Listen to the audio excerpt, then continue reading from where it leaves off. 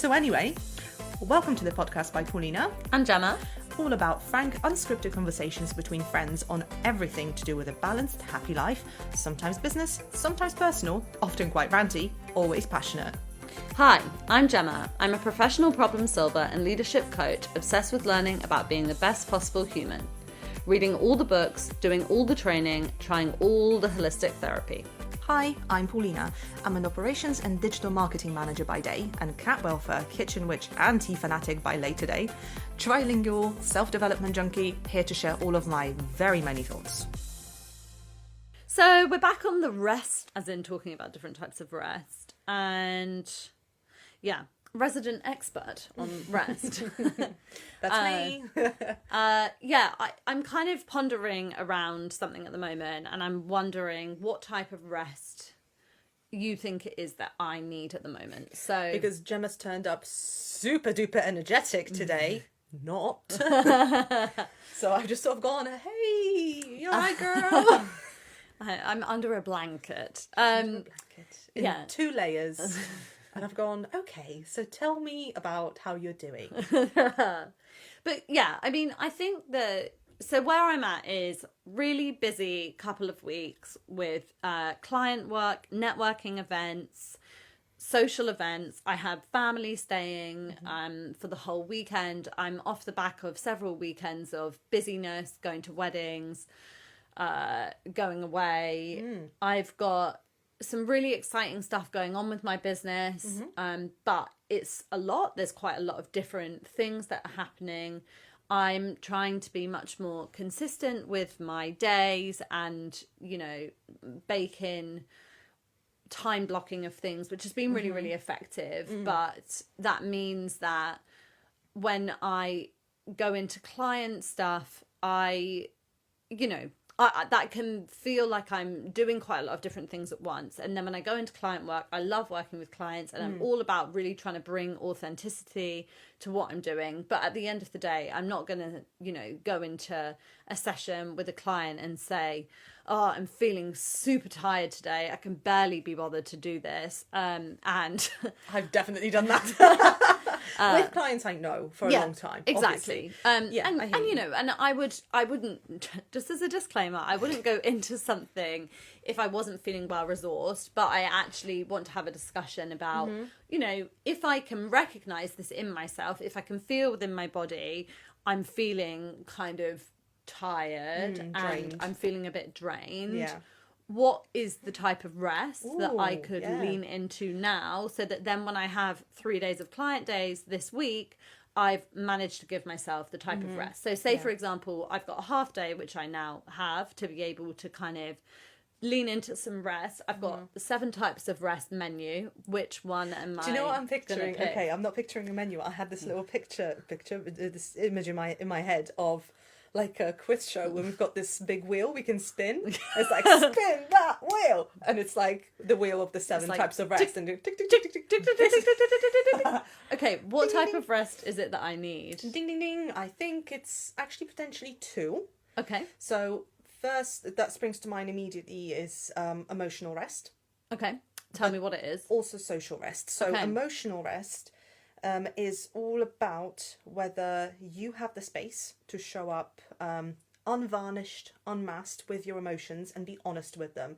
So to be able to honestly say to people, like, no when you mean to say no, or to honestly share how you're feeling with other people without feeling like you're going to be judged or that there'll be some, bad consequences, or maybe not agreeing to things you don't want to agree to that will somehow emotionally drain you, which usually is connected to relationships, often family, or some like closer relationships with other people. So kind of putting some boundaries in place for yourself. 100%, yeah, 100%. So good emotional rest that you can sort of as like a healthy way to approach it forevermore, rather than like, it's funny because I think with most of the types of rests, as we'll go through them in this mini series, we can probably give you guys sort of ideas for how to implement them. Like with the creative rest, we were like, you can try this, you can try that. I'm sure you can try a myriad of other things we did not mention. With the emotional rest, I feel it's like a standard you need to keep yourself to. Yeah. In the name of your forever better emotional health, which will then result in you showing up easier, even in more challenging situations, and feeling more like you. So it's not like you need to carve out half an hour to be authentically you that day and express your emotions. Although, you know, if you've got half an hour to ring a really, really good friend and just go, let me just vent at you because I need to get this off my chest. That's what I was thinking. That probably would help. But just, I don't think it's sustainable to just do that forevermore, because you're keeping yourself on this really sort of stark pendulum of really high stress on one side and just blurting it out at somebody else on the other side. And who knows, that friend's not going to go, girl, my emotional boundaries are not handling this. I can't just have you, you know, trauma dumping on me every Saturday because you can't put in the boundaries yourself, because that's something that we would eventually end up doing, right? We're just passing the buck of that emotional drainage. So instead we're looking at, you know, how can we become more like emotionally hygienic, this emotional hygiene forevermore. So that's the emotional. So can you give me a bit of an idea? So say, for example, I look at, I mean, I know you said, which I agree with, that this type of rest is more about kind of a baseline level that it's really good to live at. Yeah. But can you give me an example of, say, okay, I now want to go ahead and implement that in my life. You know, what am I going to do? I think taking stock, first of all, like who's already in your life, who, and I like to imagine this because that's a very quick qualifier of what the answer is. So picture somebody ringing you. Is your initial reaction, oh, or is it, oh, what is it? If that person rings you, are you looking forward to that and picking up the phone? Or are you going, oh my God, they're going to want something. I feel like drained. And I can already, as I'm saying these two things, I'm thinking names in each of these categories. There are people in both of those categories. There are people that I will keep in my life. I'm not cutting them out, but I manage them differently and I give them my time and emotions differently. There are moments when I go, no, I will literally let that ring out consciously. No, I didn't miss it. I also don't explain myself when I do ring them back, but I will ring them back at a time that I know I'm better resourced, love that phrase, to handle what might come with that. And I'm thinking, because I want to move on to talk about social rest, but I feel a little bit like that is also, as we've talked about, like they're maybe bleeding into each other a bit. But I'm thinking maybe if we come back to that point, but more around the emotional rest, it's about saying, okay, I know that, for example, I work best with my clients when I work with them between the hours of, say, like 9 till like 3 p.m. And recognizing that for me personally, client work, which happens outside of the 3 to 4 p.m. is, if I've been then all day with people, is when I'm going to start to, you know, lose my ability to really have those boundaries, be authentic, because I'm getting more tired. So actually, you know, balancing what you're doing around that. Or, for example, knowing if I'm going to go and do 3 really intense days with client work, that I then need 2 days where I kind of decompress from that. Or like your buffer days. Yeah. But I think it's interesting you're saying that, because this is a great example of where they bleed into one another. So let's talk about social rest. Social rest. Long story short is, and it will split into sort of introvert, extrovert, ambivert, I suppose, of how much are you around people, actually physically around people, interacting with people, and to what extent, and are you able to show up as you in those situations. So you can see the whole showing up as you seems to come up in both. But I think the social rest is more physically about socializing. That's how I like to distinguish them, whereas the emotional rest is about your boundaries, no matter who you are sort of interacting with. And social rest is like, what do you say yes to and no to, and why? And then with that, the way they bleed into one another is that sometimes you will say yes to things that will drain your social battery, as we know it. So like, I don't know, socializing, I don't know, pub, whatever, maybe networking, for reasons that aren't aligned with your energy. There are other reasons, or maybe because it's it's a family birthday or a Christmas, or, you know, those occasions that we can't really say no to, even though we're in the pit of our stomachs, we're going, oh God, if I could just like have, you know, if I could leave early or just go for 2 hours, not for 2 days, that would really be a game changer. So that's where I think they overlap, because truly, not only are you going to be a bit more drained because you're around maybe more noise, chaos, not your routine, not your bed, not your, you know, I'm extrapolating now to say staying over somewhere or that Christmas scenario, but you also then potentially putting yourself in a situation where, with a family dynamic, you're saying yes and no to interacting on a very deep level with people who will potentially, I mean, I'm just going with the stats. I'm not respecting your boundaries. You know, and like maybe you're having to show up in some way against someone else's expectations. Again, this is why I drift to family, because it's a great example of just how many things are at play. Yeah, and there's lots of chaos in those scenarios. Yeah, and like maybe you're having to explain why you do or don't have kids, or maybe we're having to explain why you do or aren't self-employed, or you know, all these things, and suddenly that's the debate du jour at Christmas table, which is obviously everybody's worst nightmare. And I'm not saying everybody's family's like that, but statistically, and, most. You know, like even taking it back to like like other examples, just like, do you want to play a really high energy game with everybody when everybody's playing, or do you want to kind of just sit there and just listen and read a book? And actually, the more that you're talking, the more that you've made me realise, going back to the emotional rest, ping pong back over, is that the emotional rest can also be an acknowledgement of emotionally where you are really feeling. So, you know, oh, I'm fine, I'm absolutely fine, I'm not feeling anything, or, you know, feeling really in your head and actually feeling into your body, really experiencing your emotions, recognizing, oh, I feel super like tense, I feel really tense. Okay, do I actually feel angry? Oh, and then anger's often a surface emotion that's like covering something else underneath it as well. And then going, actually, I'm feeling really sad about something. Yeah. And emotional rest can really be about getting to that root of what emotions it is that you're feeling at the time. Oh, I love that. Yeah. 100% behind you on this. That is, you know, when I say that authenticity, you've expressed it beautifully, but that is way more articulate than I was about it. But that's exactly it. It's being honest, not just outwardly to others, which is where maybe more like social rest can come in as well. And those boundaries can also bleed over there.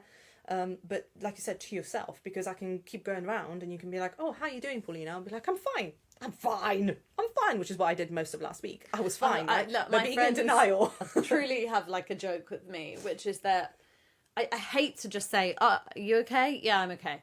It just doesn't connect with me. But obviously sometimes you just don't really feel like getting into that. So quite a lot of the times I get messages from my friends going, how are you? And I just don't really even engage with the question. Yes, I have noticed you've ignored me at least twice in the last week when I asked you how you are. Exactly. And you know, and it's and not she just answered a different question altogether. I was like, okay. It's not that I don't want to, it's just that, you know, especially... But I got that. And actually this probably comes onto a separate point, which is around technology and stuff as well, because I wouldn't do it in person, but it's like a WhatsApp message, just how are you? And I've got to type it all out, blah, blah, blah, you know? But I think really leaning into how you're feeling on the inside. Do you want to express that to people at that given moment? Do you feel like saying, actually, I really don't feel like everything feels okay at the moment. You know, I'm feeling really X, Y, and Z. Or is the emotional rest really being able to say to yourself, I'm getting messages from people asking how I am, and I'm choosing to not reply to them because that is what feels most authentic to me. Because delving into all of that, you would be reliving how you're feeling, or maybe you're just trying to cope with how you're feeling first. That's how I sort of do it a lot of the time. If it's something quite big and really throwing me off of balance, and I feel like I need to almost sort of put it in my head in order first before I'm able to articulate it to others. So if I'm in the middle of the sort of emotional chaos, if you then ask me how am I, you're likely to get a bit of like word vomit, which I'm then likely to regret 5 minutes later. So that's an unhelpful loop to get into as well. Yeah. And it's like you said, recognising that self-awareness. Everything you're talking about is it's quite a high level of self-awareness. But I think without it, we can't truly give ourselves the tools to be more emotionally rested on a regular basis, for that baseline to come up and for us to live at that level just as a standard, like you were saying, that baseline, expectation. That's not going to happen unless we are willing to be more self-aware, unless we're willing to question and go, okay, so, I mean, we were talking earlier, and I'm just getting breathless just talking about this. And I know what it's representative of, and I know what I need to do to slow down and deal with that. But I could also ignore it and get bloated later, then get annoyed, and that's my spiral. You probably hear about it on a voice note from me later. So that self-awareness of, what is this representative of? Who can I trust to say what I want to say in an unmasked, honest way? Who are these people? And that can be conducive to having better social rest, because you don't have to be a hermit to have get your social battery back up, especially if you're more of an ambivert extrovert like I am. me, if I just completely take myself away from people, it's not always helpful to me. Even if I need to rest from people, it just needs to be the right people. I can still keep my inner circle close. And you know what? The other day, actually, I was feeling really, I was feeling quite tired. And you thought, if only Paulina was here. And I thought, if only Paulina was here. And I had a meeting with somebody that I know. And initially, I was feeling to myself, I am quite tired, but I've got a meeting, And then I had the meeting and it really energized me. And that's because of the kind of, extrovert, omnivert thing. But I think another tool that I've just literally started based on what you told me was to get a printout of the year and to actually acknowledge, okay, for the weekends, what weekends am I away doing stuff? And really, like January and February so far this year, I've been really busy on all of the weekends, which is the story of my life. But until I've got it all out on that, I don't actually really see it. And then so now you've got, now we've got an annual view. Yeah, I've got an annual view. Yeah, yes. And like this weekend, no plans. Oh, I am dreamy. It is a dream situation. And it doesn't mean that I won't do anything. I'll probably will end up seeing people or doing various different things, but I am not then, I'll be able to have the social rest by taking myself away from something that was maybe really quite draining for me or really full on, and then be able to kind of have the boundaries in between the time, be able to like do things that give me a lot of joy in between the time. So, yeah, and I get you as someone who I think is like you, or the sort of ambivert / extrovert on the scale.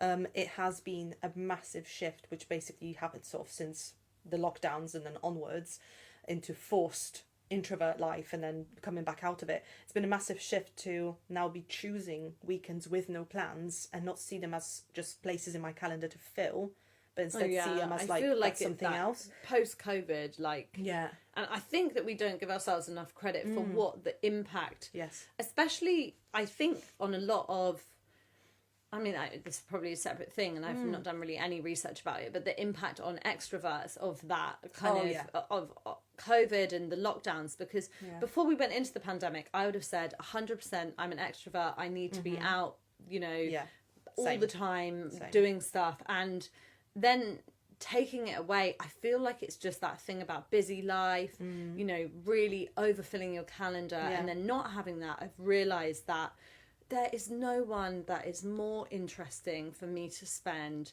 at least one day a week with than myself. You just couldn't say it with a straight face, could you? No, and to be quite honest, it's true. I was reading about Emma Watson that she's like self-partnered. It's like, anyway, separate thing.